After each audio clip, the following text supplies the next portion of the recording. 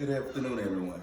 My name is Alvin Isaac, and I am here to inspire you, to uplift you, and to give you courage towards kicking the habit. My job is on this today is to make sure that you understand get a good understanding on kicking the habit. I was once an alcoholic. As an alcoholic, I put alcohol first. And I had to go through a whole process in order to break that habit. How many of you all have had this opportunity to go through something, to say that you had something that was above you and that you did not have control over? Alcohol was that thing over me. Alcohol was that thing over me, and I had to kick the habit. If anybody else in here has a habit, just wave your hand and just say, I have a habit. Okay, so as we go forward as having habits, we want to understand why we have these habits, where do they come from, what is it that has actually put us in this. We have different things that happen in our life, different type of circumstances, different types of things that tend to push us in a broad place. And as we get into this broad place, we want to acknowledge that there is a problem. And there are three steps that we do want to talk about today. The first one we want to talk about is the admitting that we have a problem.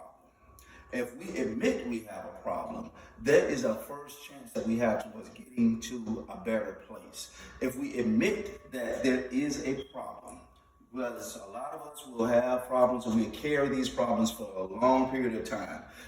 Some things go on for years and years and years, and we begin to cope with it and just say, that's just the way that I am, or this just how things have happened. But in reality, these problems are not meant for us to carry. So the first step is that we admit that we have a problem. The second thing is that we acknowledge that there is a higher power.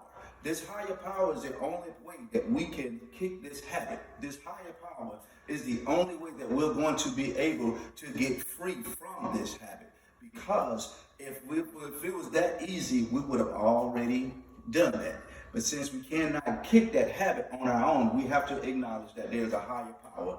And the third thing that we want to do on today is not only admitting it and acknowledge it, but we want to surrender. As we surrender, we begin to surrender our will to God's will. We surrender knowing that our higher power begins to give us the power and the knowledge and authority that we have or need in order to kick this habit.